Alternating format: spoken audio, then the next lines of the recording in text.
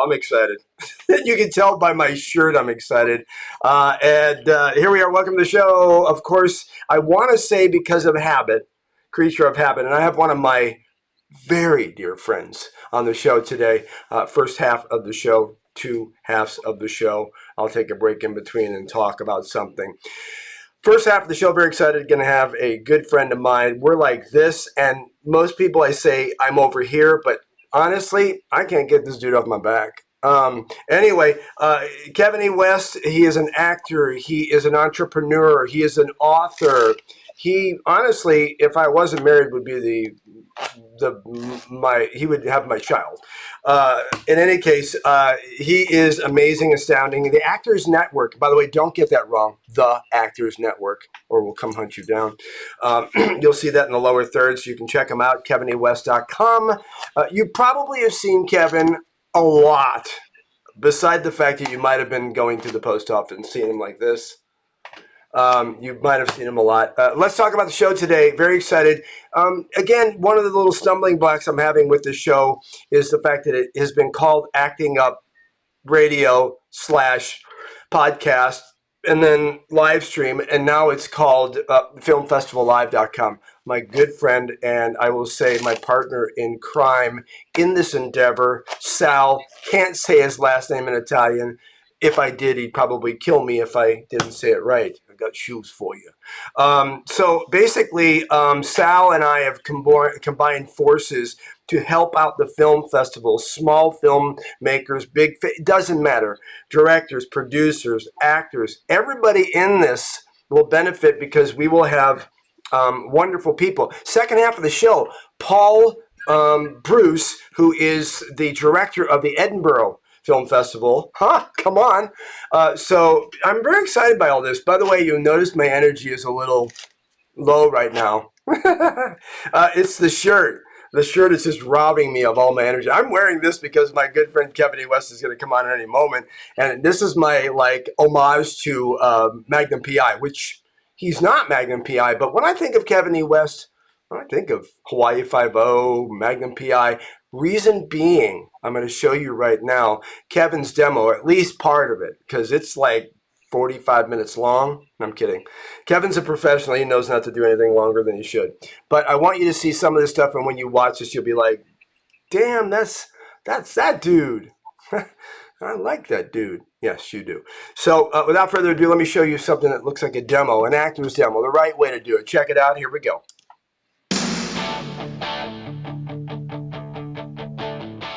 Nice to meet you. I brought notes. I didn't see this coming. Ferguson seemed to be on the right road. Where'd you find him? I'm in a septic tank. What? Mm-hmm. Did Benny have any issues that you noticed? No, the guy was going to Bible study. Had a job. Wasn't fraternizing with any ex-cons from what I could tell. Well, someone sure had it out for him. Yeah, what kind of job did he get? Benny was a repossession agent. Repo man. It's a legit job. Ex-cons aren't exactly a first choice of most people. Did he have any parole violations? No.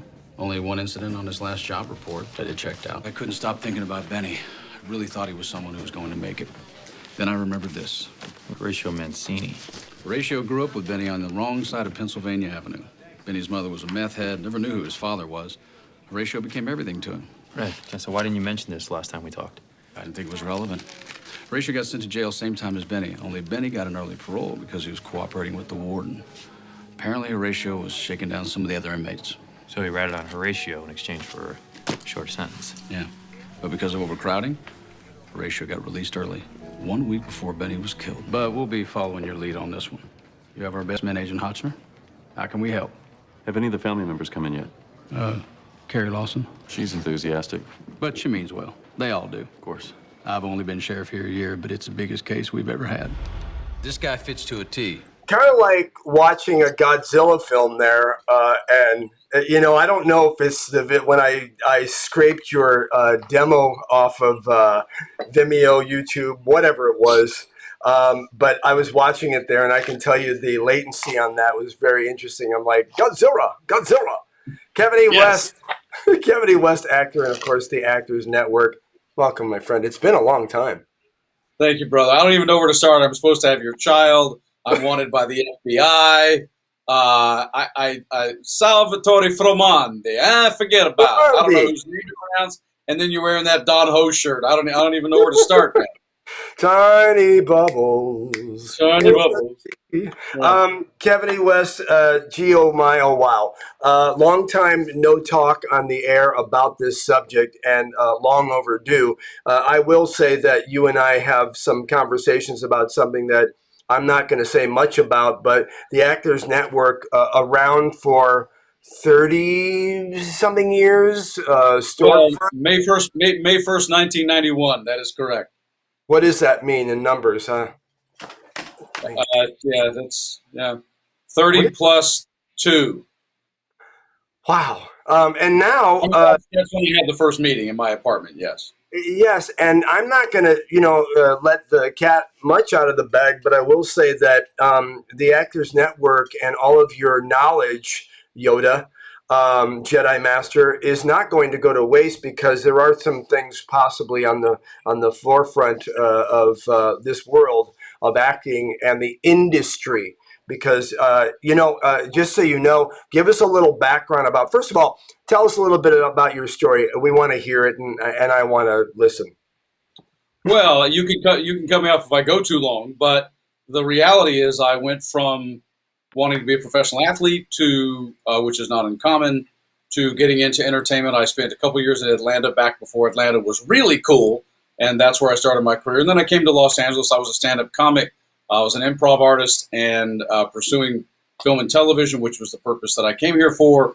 And through the first 3 or 4 years that I was in LA, what I saw, Will, and what I generally say about that particular organization and about the business, the true business of show business, not the BS business of show business, was I saw a lot of unnecessary, what I thought was struggle and pain.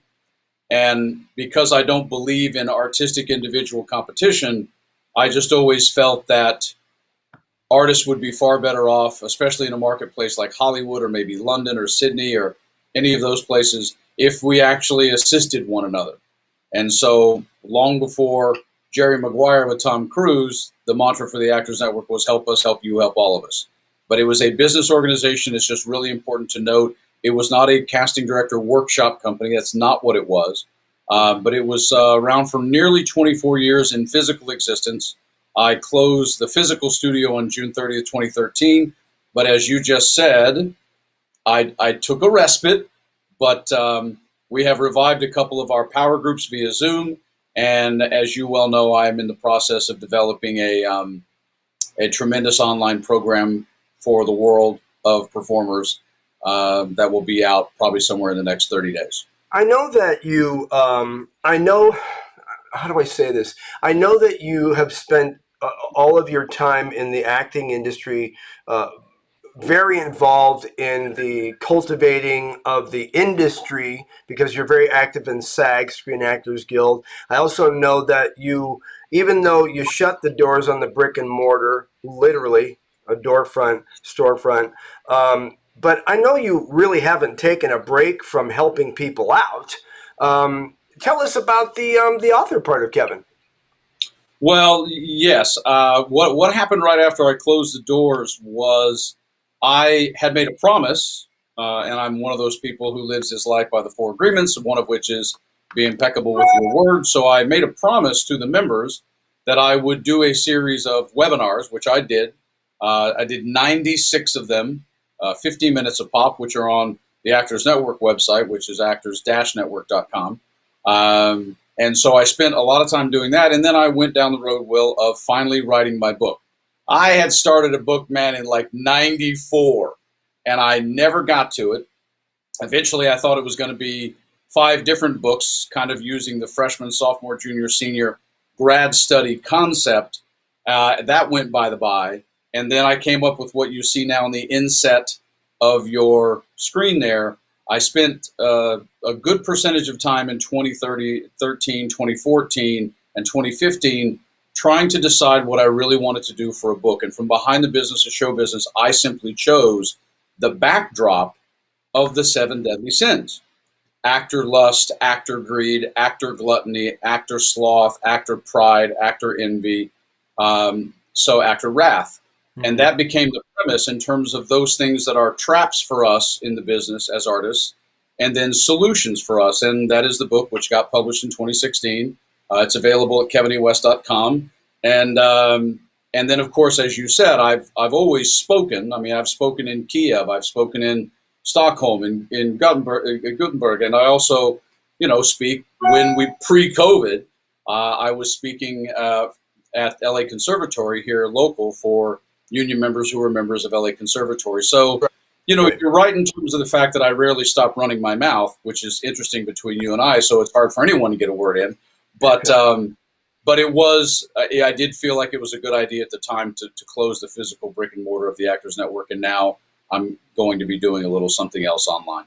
Well, the key thing, and by the way, this is also a good acting tip, is that when you, number one, work with people that you admire, almost said adore. It's a shirt. Again, you admire.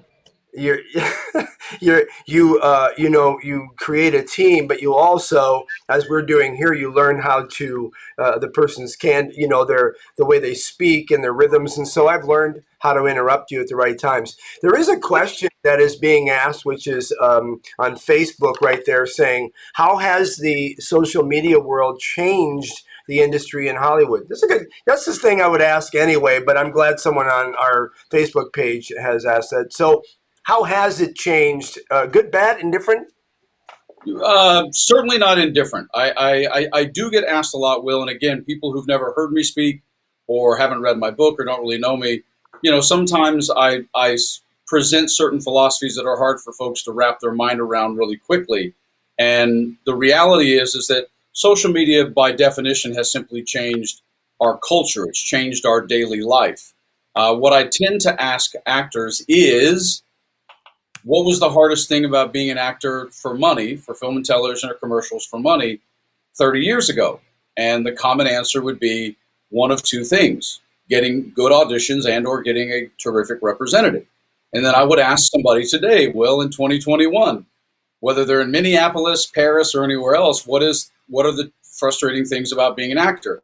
And I'm telling you right now, 9.5 out of 10 would say getting good representation or getting good auditions. So I don't believe that the difficulty of access to decent employment opportunities has altered.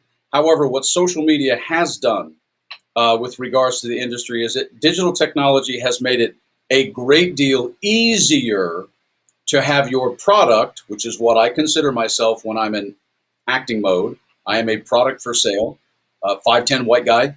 I don't take it personally. It has made it easier to potentially market and or have the awareness of your product be available. There's also a huge negative to that, in that obviously we know that we're all on social media overwhelmed. So what I tend to say to actors, Will, and I think it's a really, really, really important distinction. There's a difference between something being available and being able to know that somebody actually saw it. Because we put up a ton of content, and that's the word we use now, even though I'm trying to be very specific in my actor language in terms of a scripted performance demo reel versus content just on TikTok or Instagram. Yeah. The challenge is actually getting somebody that you'd like to see it actually see it. I think that's not something that of what it's done to the industry. I just think it's an incredibly imperative distinction to make about digital platforms and the availability of social media versus a specific audience that's seeing it. And that's how I would answer that question. I agree with you totally, because that's one of the questions, or one of the statements I make all the time about actors getting on TikTok and Facebook, and they just get out there and they go and they're doing it for the wrong reasons. They're doing it because they just want to get likes, or they want to get their. Now, I get the second part, which is they want to get viral and they want to get noticed, but I think that the problem, this is my opinion, that has happened in the acting world is that I don't think there's enough self-evaluation when you're doing things to be able to go, and you know this as a business entrepreneur, is that you don't make a move unless, people say, well, would you do this or that? I go, well, I'd do this if it had good promotion. I'd do this if it had good pay. Point is that I've seen a handful in the last week of people that are they're blue check verified and they're like pretty well known. And I go, oh, let me check out their Instagram and their what the is that? And it's horrible. And I'm here to tell you that look, you are your own PR machine. You are your own branding machine. And if you're out there putting garbage on social media, it's gonna f you. It's gonna screw you because you're gonna end up seeing people will stumble upon it and they'll go, that's now we're gonna call that guy in, gal.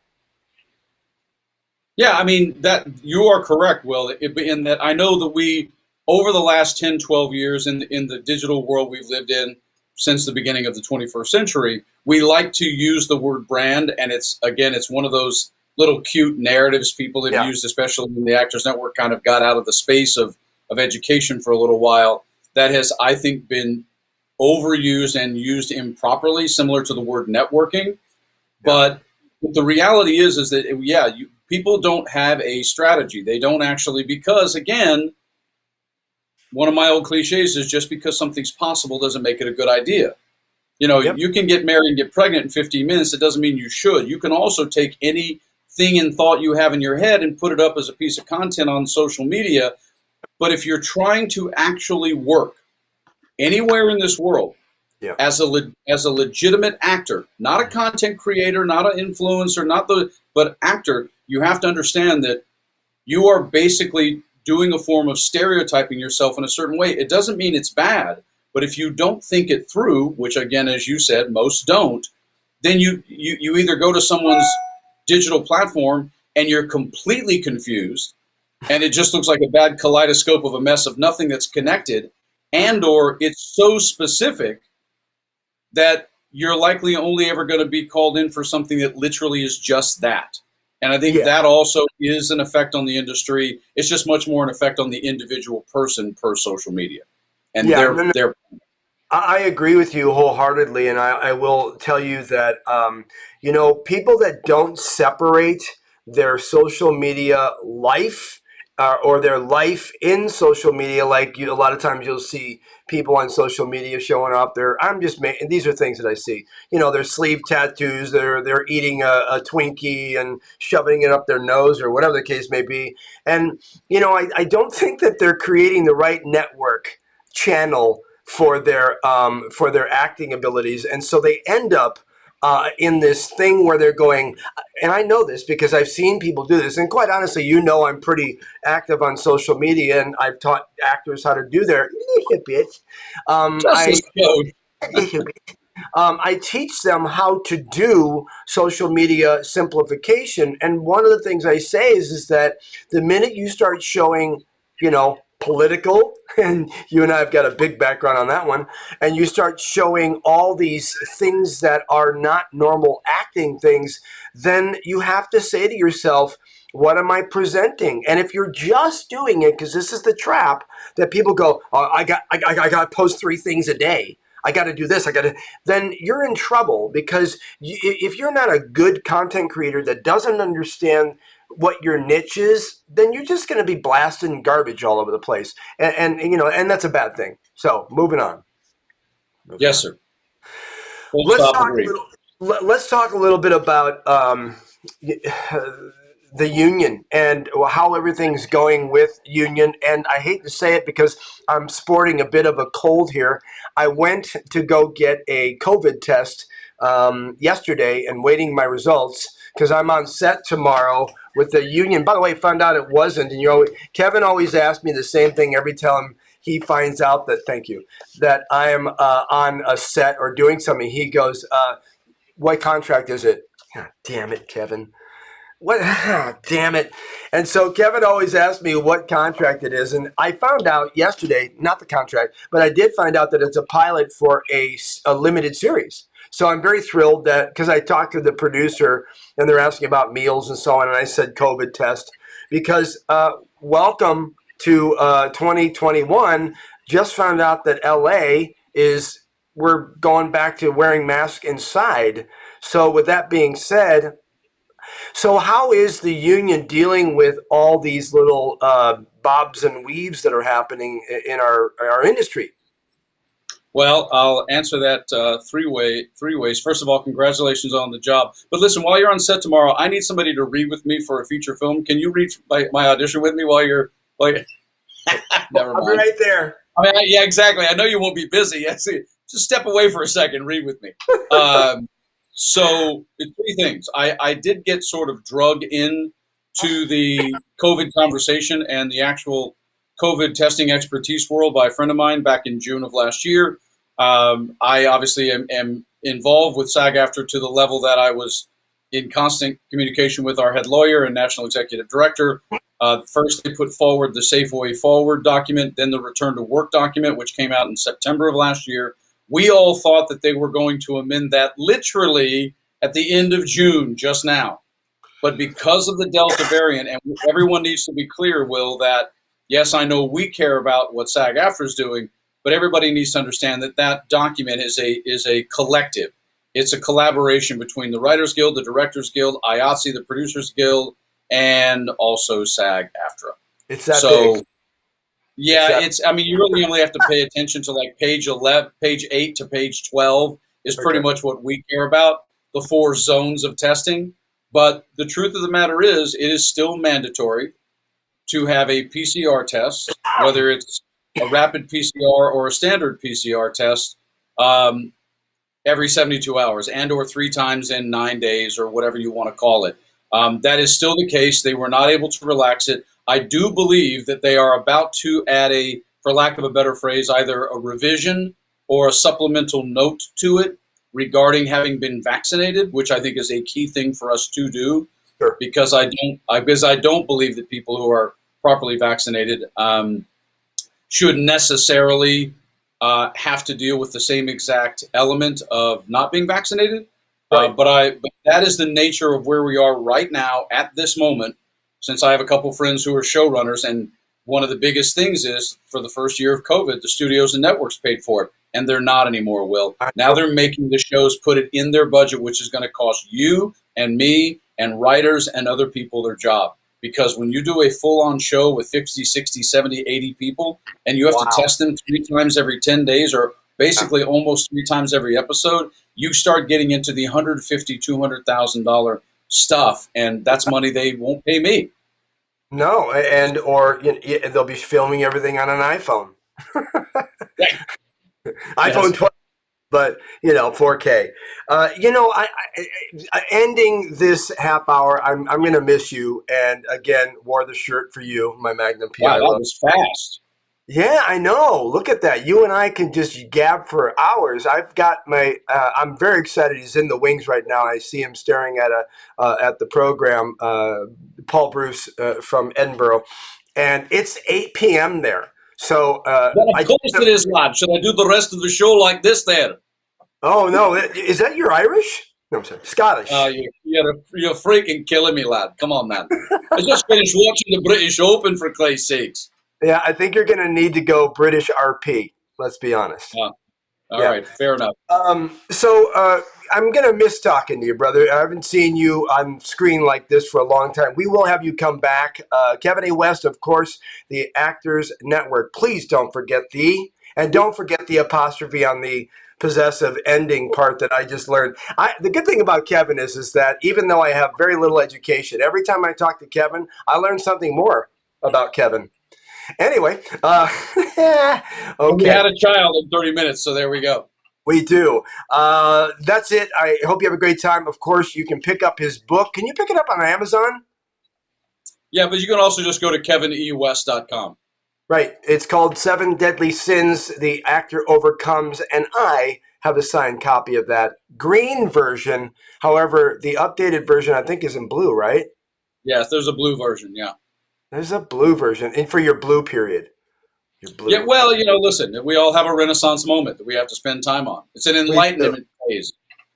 You'll be enlightened when you get past that shirt you're wearing. Okay, that's time for you to go. Ladies and gentlemen, Kevin A. West, of course, the Actors Network.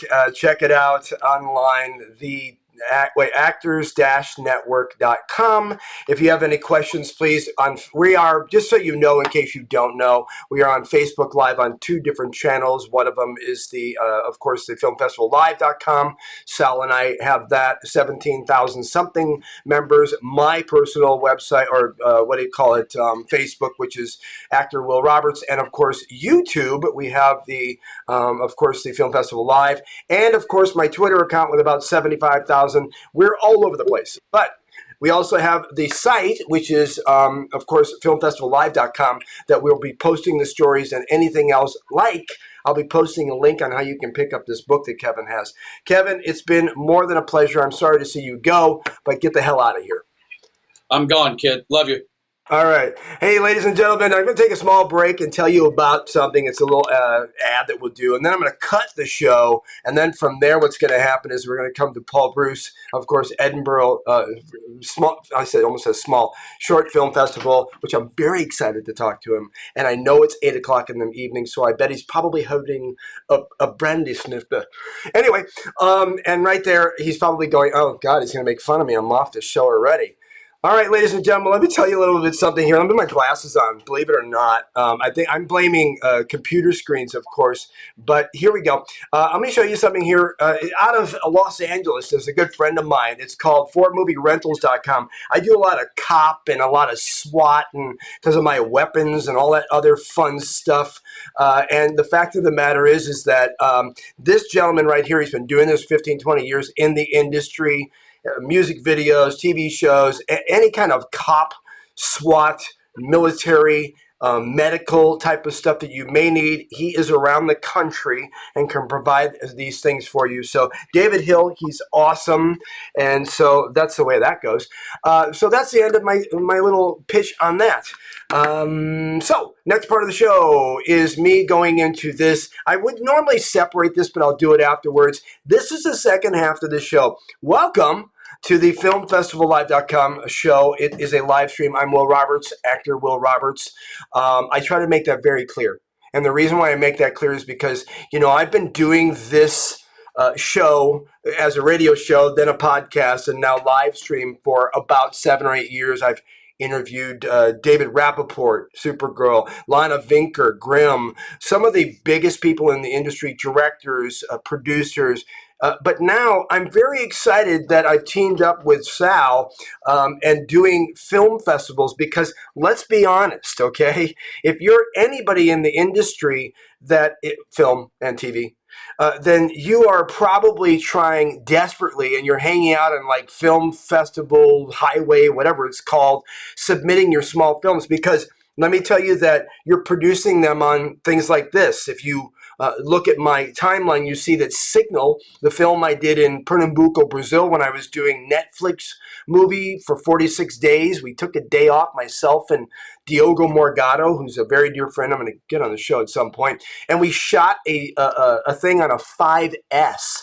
And it's received about 15 awards. And I've gotten 2 Best Actor awards. And the bottom line is that it was done on this. So the industry has changed. So what we're doing with this show, so you understand, is I think it's time for the industry, Hollywood, Atlanta, UK, everybody, to start looking at film festivals and treating them like adults and not kids. I think there's a bumper sticker there.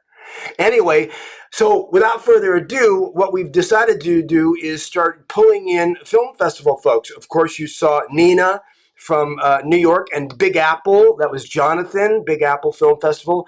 We are going to be doing this 3 days a week. I feel like I'm doing a PBS fundraiser, which we kind of are. Because when they come on, please press the button and donate to Edinburgh's Film Festival because it's support. And they're helping the everyday actor, producer, writer, everybody else to be able to do what we love to do.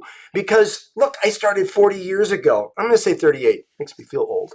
I started 38 years ago. And when I started, we had black and white photos. And we had, I was working at Fox as a Fox Kids Club host. We were literally doing beta SP, and you had to sometimes cut stuff. And it's not like that anymore. Again, the opportunities are out there, but you got to know where to go. And I'm here to tell you that would be the film festival. So with that being the intro into that, let's take a look really quickly. Our next guest, it looks just like this. Let me see if I can find it. I have a promo here, and here we go.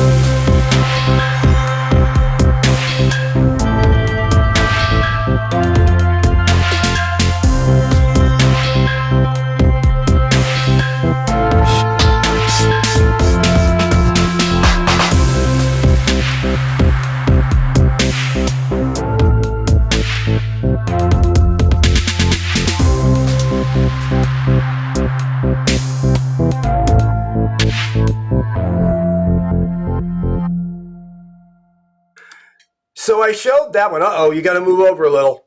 Move over a little. Can you hear me okay, Paul? Oh, There you go. There you are. There over you a are. bit. Can you hear me Is it- okay? Oh, good. Okay. There's quite a big delay at this end. Hi there. You won't actually, I don't know if you'll see the delay. Yeah, it's a pretty Is it really bad on your side? Okay. it's pretty bad. There's getting the really big delay and it's really choppy as well. Okay, I have a I guess suggestion. that's international communication. No, I have a suggestion. Can you hear me okay? Here's my suggestion. I want you to hang up. I'm going to hang you up. Oh yeah. Okay. No, hold up. I want you to restart your computer. Totally restart your computer. And then try to do it. I found Okay. I'm good using an success with iPad. that. I've got it on an iPad. Oh, well, hard reset or whatever and Reset come it. back Okay. on. I'll do that. Okay. All right. I'll see you in a minute. I'm going to take over. And Okay. there he goes. Click the link again and. Okay, good. So, this is the thing we have to deal with in regards to, of course, technology. And, I tried when COVID started to produce people's live streams because I got tired of seeing people doing live streams in their bathroom. So, it's all good in the hood. We're going to do the best we can in regards to, getting him back on. I hope we can do this. If not, then, we'll get him again. But when you're, honestly, if you're on an iPad or something like that, sometimes it's a little bit more difficult because you're dealing with an iPad and they don't process as fast as, perhaps regular laptops or desktops. So anyway, Kevin E. West. Love Kevin E. West. He's great. He's got lots of great information. Let's talk a little bit about acting until Paul shows up, and then I'll abruptly stop talking and see if we can get him rolling and strolling. One of the things, I'll show you something that I did, okay? And as an actor, I just want you to take a look at this and understand something really important, and that is that we're not normally okay to market producers, directors, casting people. So in a way, we kind of have to be a little clever because if you're not clever, then what they do is they kind of I don't know, you can get kind of not blackballed, but they won't bring you into the room. So I created an ad, and here's what the ad looks like. I want you to look at it. It starts off with a picture of like a film thing, and it says, hey, what's the one important thing a casting director needs in their office? So it looks like it's an ad for maybe furniture. And then when they click it, this happens. Hey, thanks for clicking the banner. Now, I know you're dying to know what it is that makes a successful casting office, or director, or production. And the answer is actors. See, you can have a great script, great casting director, a director, producer, but here's the problem. You always need good actors. To be or not to be. But let's face it, there's way too many of us. And we can't market to you, which is odd considering that they call it show business, and that means that there's business in the show. We can't call you, we can't send you an email. We just submit to the breakdowns like the other 4,800 that submitted to you on that casting call, with no action-packed pitch letter, sales letter, and all we do is stand in line and remain quiet. Let's be honest. Lines are for Starbucks, not for careers. If I still have your attention, I want you to watch this next 46-second video. Now don't go away, because there's a quiz after this.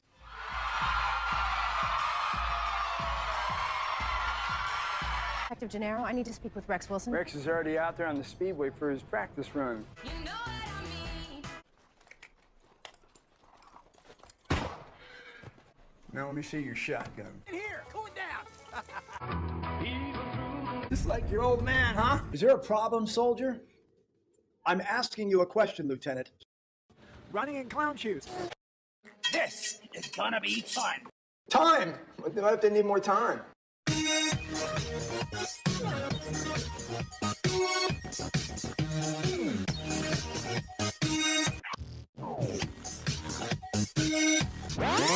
That wasn't so painful. And I even saw a couple of you laughing. So if you like what you saw, operators are standing by. Yeah, Will Roberts is great. For sure. Oh, you want to book him? That's my agent. And if you didn't like my approach, well, I'm Daniel Craig, and I hope you enjoyed this commercial. Okay, so there it is. I have Paul back on. Let me explain. So I did that little ad to try to trick people and buying ads on breakdown services and so on to make it look like it was an ad to you when you click it that casting directors or directors might look at that and go look at that ad and think that they're going to get something that they weren't going to get. So you know what? I'm just telling you, actors, that you should know this, or anybody should know this in the business, that everybody is inundated in the industry anyway. So the fact of the matter is that, try to be clever in your approach, but remember that the word show business has the word business in it. So you should be out there constantly trying to find the work, create your own work, and do that other stuff. Okay, without further ado, we did show your promo, Paul Bruce, Edinburgh Film Festival, or Short Film Festival. Can you hear me okay? Yeah, kind of up a little bit, but yeah, this is okay. Yeah, scoot over a little bit. It's one of those, Scoot over it just a little bit. Yeah, I'm trying to. Yeah, it's a bit. There you go. How's that? There you go. Is that better? Yeah, much better. Okay, much better. Good. So yeah, no, it's pretty choppy this end. I liked your promo. Good. Oh yeah. I did that to try to capture attention. You know what, Paul? What we'll do is we'll do this, and if it becomes too painful for you, we'll reschedule and get you on a regular computer. Oh, okay. We could try. Yeah.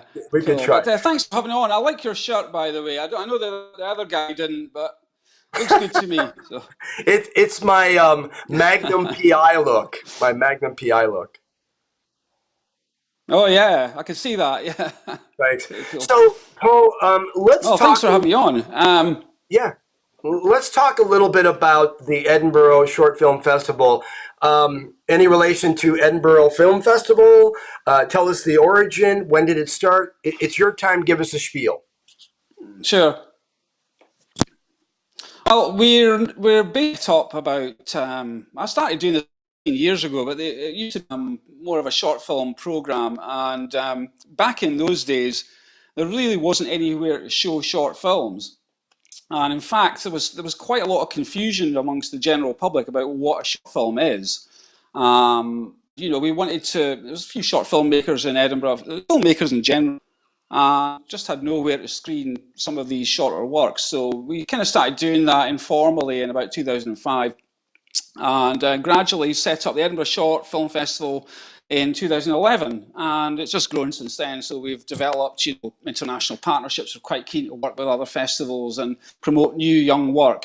So that's really what it's about. But there still is, I think, some confusion about what a short film is.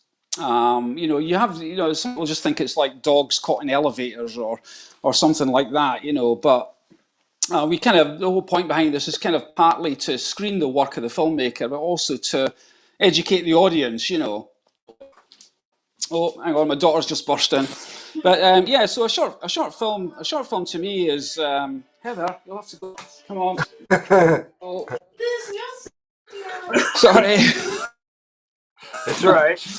Hey, life Interrupted by a little girl there, I'm afraid. She's, life Pokemon. happens. Life Yeah, I think happens. she's on Pokemon Go. That's the, yeah. I have a But yeah, I 10-year-old. think, short films to me are a form of cinema.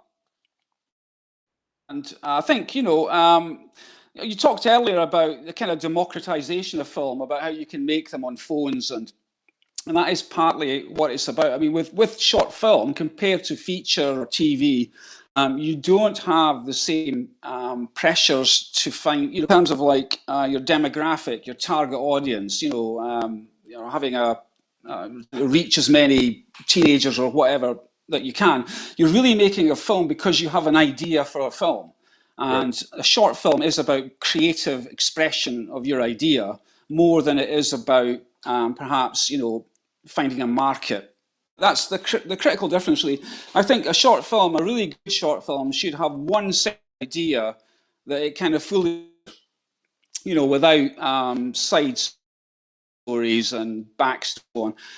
So there's a slight difference between what short film is and what other forms of film are. Well, I think, and that's partly what we want to do with the short film, to allow filmmakers that space to be creative and to do stuff that they might not get commissioned to do.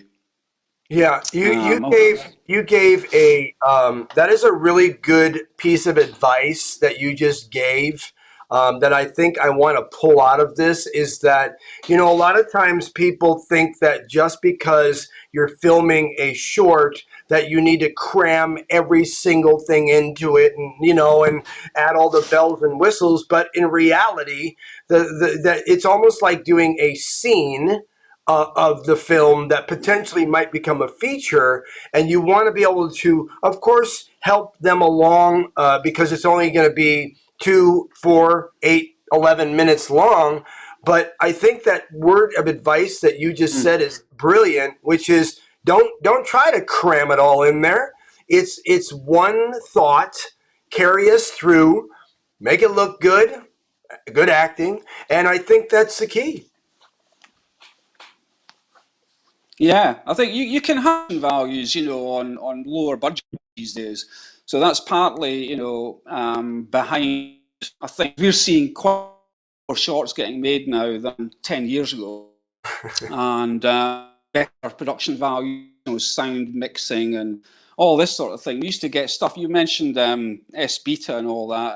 I that's how I learned, SVHS and Betamax and so on. You're Wow. cutting up, you're putting a tape into an editing machine. And you've got to go to there, find this clunky machine, hope it powers up, and then hack away at it. So then go home again and come back, like 6 hours, 6 days later, and do a bit more of it. So Yeah. now, you can edit all this phone, and so much better. It is. And So it's democratic. Everyone can make films, so you could be from any community, any yeah. and that's driving a lot of the kind of the and also the interest in the public, because they know that I think actually, I mean, you could put a program of some of the best shorts on, and it would probably be better than the average that's on at the cinema. If you think the world's best shorts, it would be, so there's some great stuff out there, great work. And the only way really that you'll see them, I don't know about the America. In the UK, they don't. I don't know if they do that in the States or not. Do what? Repeat that. Show short films on television. Um, not really. I think if anything, we have, of course, we have Oprime.tv that we're trying to do it on and are doing it on. But I think in America, because it's kind of driven Hollywood and all the other places around here, I think it's more. We have the what do you call it, the film festival channel, but that's a thing you buy. They used to have movie theaters that would show the foreign films, but I don't see that much anymore.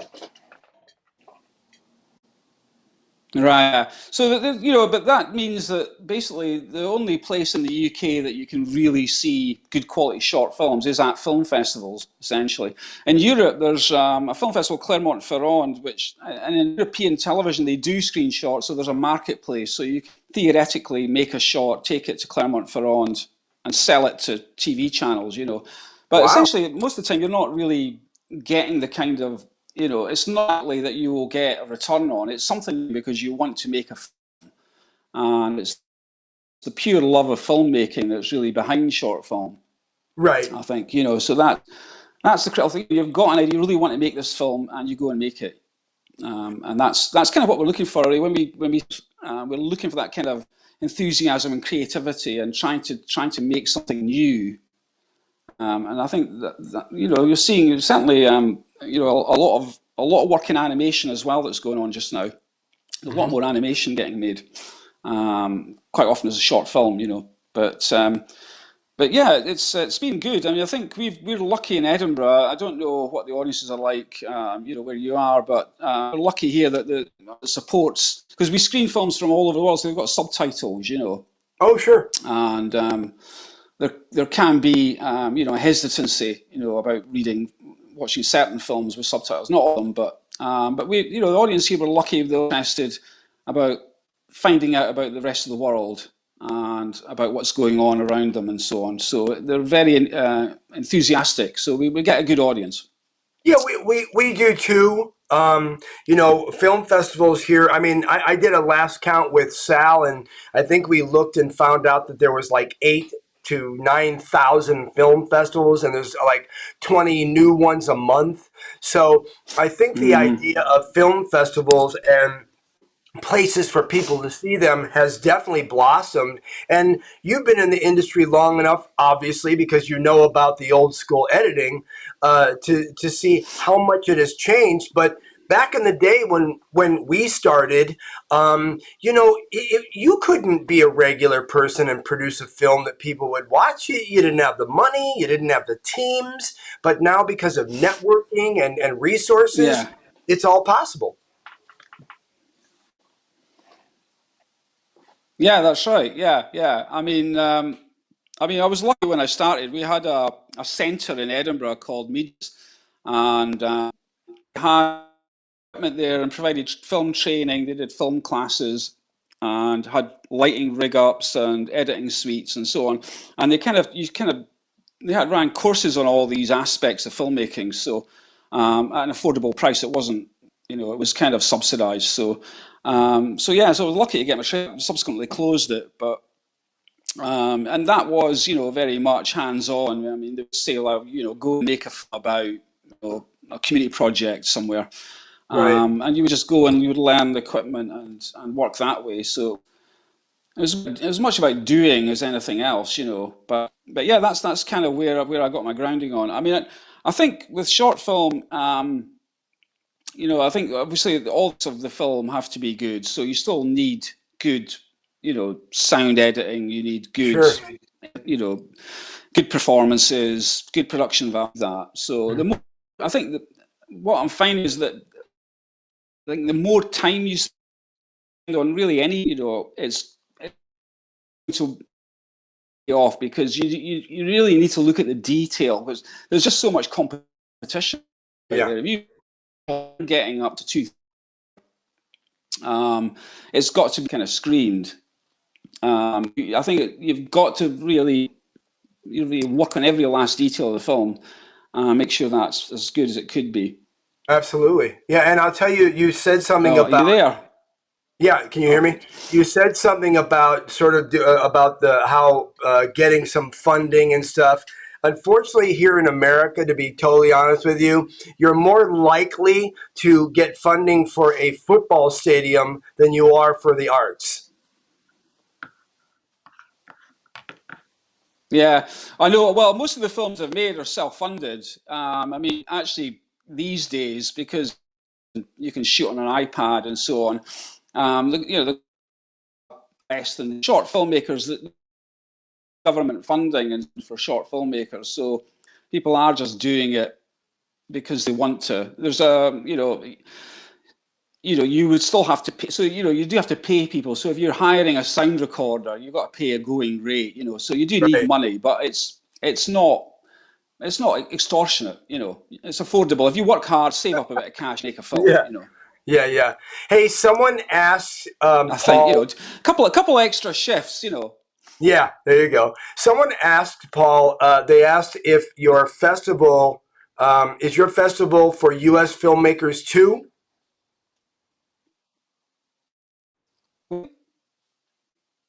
I guess what they're asking is, can you repeat. submit? Can you submit? I think we have a bad connection, and Can you submit? yeah.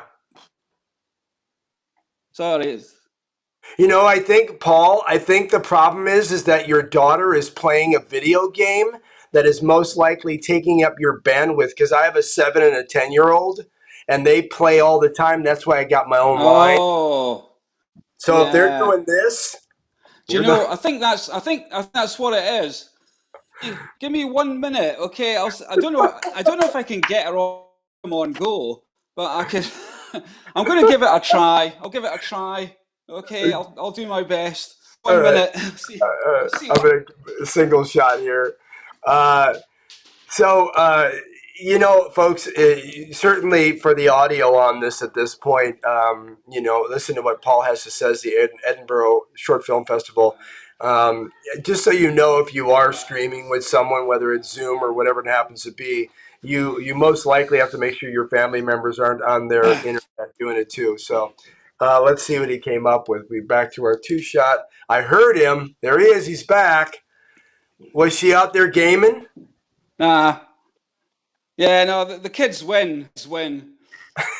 I'm defeated. The kids win every time, So, so I'm gonna I have lose to, again, So, yeah. I'm gonna have to get you in the middle of the oh well, night. there you go. What can you do? You love Okay, them. You love them. you do. 7 and a 10-year-old. I get it.